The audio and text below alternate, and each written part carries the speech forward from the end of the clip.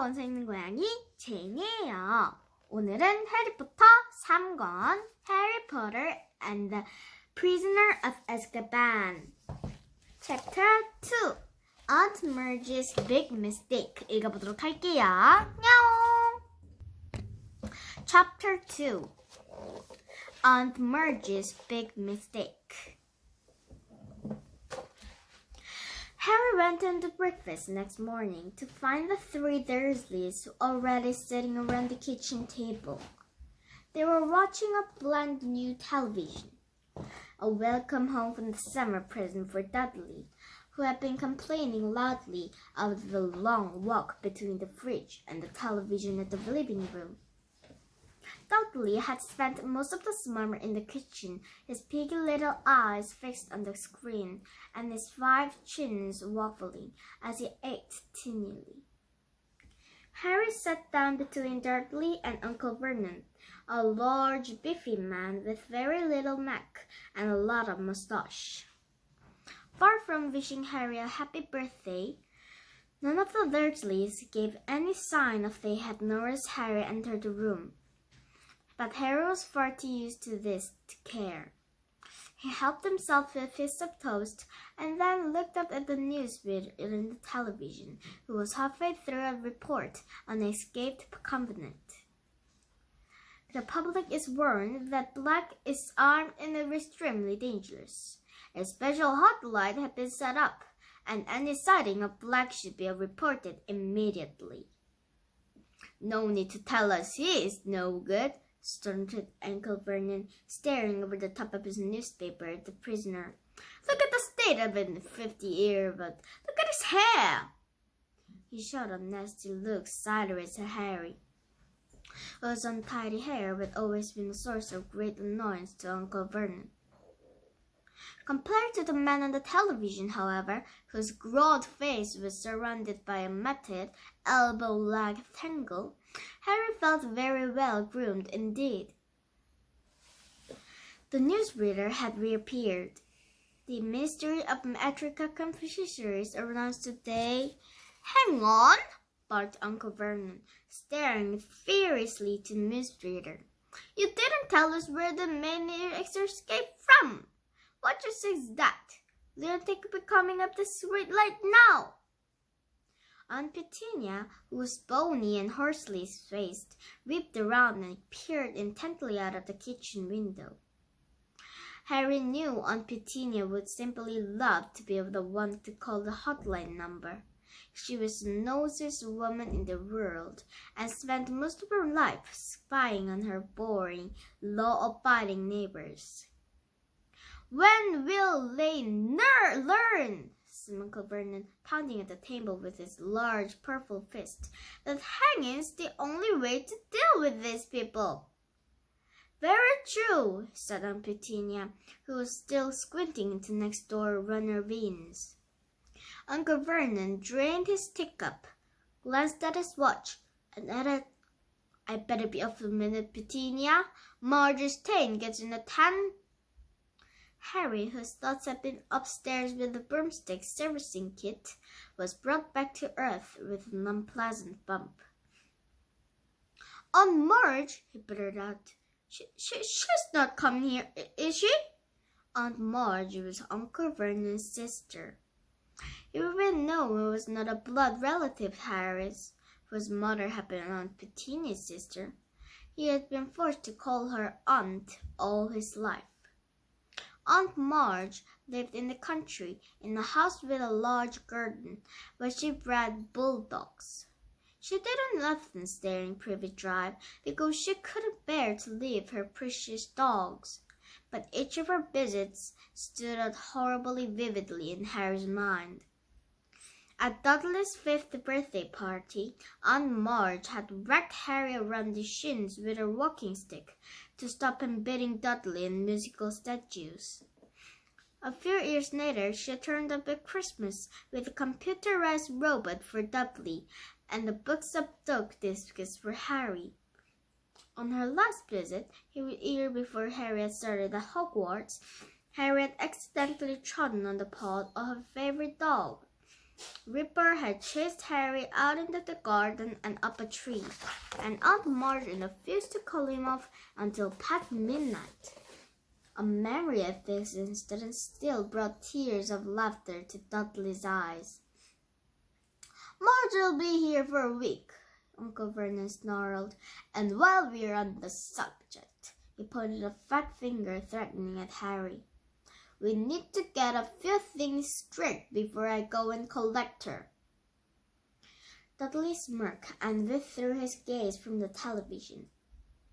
Watching Harry being bullied by Uncle Vernon was Dudley's favorite form in entertainment. "Firstly," growled Uncle Vernon, "you keep a civil tongue in head when you're talking to Marge." "All right," said Harry bitterly, "if she does when he's talking to me."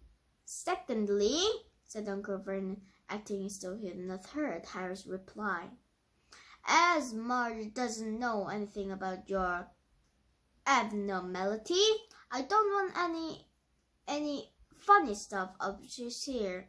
You behave yourself, got me?" "I will if she does," said Harry through gritted teeth. "And thirdly," said Uncle Vernon, his mean little eyes now slits and his great purple face, "we've told Marge you attend State British Secure Center for Incurably Criminal Boys." "What?" Harry yelled. "And you'll be sticking to that story, boy, or there'll be trouble," spat Uncle Vernon. Harry sat there, white-faced and furious, staring at Uncle Vernon, hardly able to believe it. Aunt Marge coming for a week-long visit. It was the worst birthday present the Dursleys had ever given him, including the pair of Uncle Vernon's old socks. "Well, Petunia," said Uncle Vernon, getting heavily to his feet, "I'll be up to the space. Want to come a little light, Dudlers?" "No," said Dudley, whose attention had returned for the television now that Uncle Vernon had finished threatening Harry. "Dudley's got to make himself smart for his auntie," said Aunt Petunia, smoothing Dudley's thick blonde hair. "Mine's for the little bow tie." Uncle Vernon clapped Dudley on his pocket shoulder. "See you in a bit, then," he said. He left the kitchen. Harry, who had been sitting in a kind of horrified trance, had this sudden idea. Abandoning his toast, he got quickly to his feet and followed Uncle Vernon to the front door. Uncle Vernon was pulling on his car coat. "I'm not taking you," he snarled as he turned to see Harry watching him. "Like I wanted to come," said Harry coldly. "I want to ask you something." Uncle Vernon eyed him suspiciously. "Third years at my school are allowed to visit the village sometimes," said Harry. "So?" said Uncle Vernon, taking his car keys to the hook next to the door. "I need you to sign the permission form," said Harry in a rush. "And why should I do that?" sneered Uncle Vernon. "Well," Harry, choosing his words carefully, "it'll be hard work pretending to Aunt Marge that I go to St. Swasses. St. Brooke's Secure Center for Incurably Criminal Boys," bellowed Uncle Vernon, and Harry was pleased to hear a definite note of panic on Uncle Vernon's voice. "Exactly," said Harry, looking calmly up into Uncle Vernon's large, purple face. "It's a lot to remember. I have to make it sound convincing, won't I? What if I accidentally let something slip?" "You get the stuffing out of the one, don't you?" roared Uncle Vernon, advancing on Harry with his fist raised. But Harry stood his ground. "Knocking the stuff about won't make Aunt Marge forget what I could tell her," he said grimly. Uncle Vernon stopped, his fist still raised, his face an ugly puce. But if you sign my permission form, Harry went on quickly, I swear I remember we're supposed to be through the school, and I act like a normal with everything. Harry could tell that Uncle Vernon was thinking it over, even as his fists were bare and the vein was throbbing his temple. Right, he snapped finally. I shall monitor your behavior carefully during March's visit. If at the end of it you toe the line of kept to the story, I send you ruddy form. He wheeled around, pulled open the front door, and slammed it so hard that one of the little panes of glass at the top fell out. Harry didn't return to the kitchen. He went back upstairs to his bedroom. If he was going to act like a real muggle, we better start now. Slowly and sadly, he gathered up all his presents into his birthday cards and hid them under the loose floorboard in his homework. Then he went to bed with Cage. Errol seemed to have recovered. He and Hedwig was both exquisite, head under their wings. Harry sighed, then poked them both awake. Hedwig, he said glumly, you can have to clear up for a week. To go with Errol, Ron will look after you. I'll write you a note and explaining. Don't look at me like that. Hedwig's large amber eyes were reproachful. It's not my fault. It's the only way I'll be allowed to visit Hogsmeade with Hermione. 10 minutes later, Errol and Hedwig, threw a note to Ron bound to her leg, soared out of the window and out of sight. Harry, now feeling thoroughly miserable, put the empty cage away inside the wardrobe. But Harry didn't have long to root. In next to no time, Aunt Petunia was shrieking up the stairs for Harry to come down and get ready to welcome their guest. There's something on your hair, Aunt Petunia snapped as he reached the hall. Harry couldn't see the point of trying to make his hair lie flat.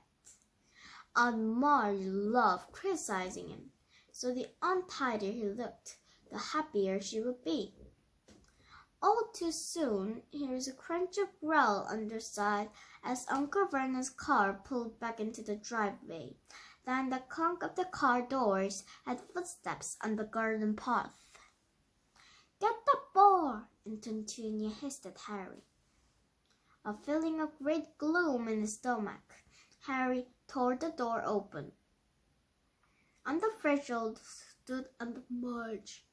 She was very like Uncle Vernon, large, beefy, and purple-faced. She even had a mustache, though not as bushy as his. In one hand she held an enormous suitcase, and tucked under the other was an old and evil-tempered bulldog. Where my nephew? Dudley came waddling down the hall, his blonde hair plastered flat to his fat head, and bow tie just visible under his many chins. Aunt Marge thrust the suitcase into Harry's stomach, knocking the wind out of him, seized Dudley in a tight one-armed hug, and planted a large kiss on his cheek. Harry knew perfectly well that Dudley only put up with Aunt Marge's hugs because he was well paid for it, and sure enough, they broke apart. Dudley had a crispy 20-pound note clutched in his fat fist. Petunia! Shouted Aunt Marge, striding past Harry as though he was a hat stand. Aunt Marge and Aunt Petunia kissed, or rather Aunt Marge bumped her large jaw against Aunt Petunia's bony cheekbone. Uncle Vernon now came in, smiling jovially as he shut the door. Tea, Marge, he said, and what will Ripper take? Ripper can have some tea out of my sugar, said Aunt Marge, as it all tripped into the kitchen, leaving Harry now all alone in the hall with the suitcase. But Harry wasn't complaining. Any excuse not to be with Aunt Marge was fine by him. So he began to heave the case upstairs into the spare bedroom, taking as long as he could.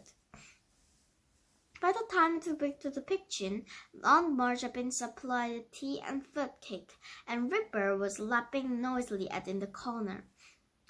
Harry saw Aunt Petunia wince slightly as specks of tea and drool flagged her clean floor. Aunt Petunia hated animals. Who's something that other those, Marg? Uncle Vernon asked. Oh, like a caramel Foster managing them. Good, Aunt Marge. He's returned now. Good for him, something to do. But I couldn't leave poor Ripper. He pines in his way of me. Ripper began to growl again as Harry sat down. This directed Aunt Marge's attention to Harry for the first time. So, she barked. Still here, are you? Yes, said Harry. Don't just say yes in an ungrateful tone, Aunt Marge growled. It's damn well a good opportunity to keep you. You wouldn't have done it myself. You'd have gone straight to an orphanage if it had dumped on my doorstep. Harry was expecting to stay here rather than live in orphanage with Dursleys, but the thirsty remaining form stopped him. He forced his face into a painful smile. Don't just smirk at me, boomed Aunt Marge. Until improved eyes at last show you. I hope school let some manners get you. She took a large gulp of tea, wiped her moustache, and said, Where is it to send him again, Vernon? St. Buddha's, Uncle Vernon promptly. It's a first-rate institution for cases. I see, said Uncle Marge. So they also came at court supervision, boy? said Bert across the table. Uncle Vernon nodded curtly behind Aunt Marge's back. Yes, said Harry. Then, feeling he might as though he was slept properly, he added, all the time. Excellent, said Aunt Marge. I won't have this namby-pamby wishy-washy nonsense about not hitting people unless they deserve it. A good thrashing would need it in 99 cases out of 100. Have you been beaten often? Oh, yes, said I. Loads of times. Aunt Marge narrowed her eyes. I still don't like your tone, boy, he said. If you'd been sick of your bidding, you know, cows are all right. You carry Aunt Petunia old enough. Petunia, I write you. Make it clear that you prove the use of extreme force in this boy's case. Perhaps Uncle Vernon was worried that Harry might forget their bargain. In any case, he changed the subject abruptly. Heard the news from Marge? What about the escaped prisoner, eh? 재미있게 들으셨다면 구독과 좋아요 꾹꾹 눌러주시고 다음 영상에서 만나요.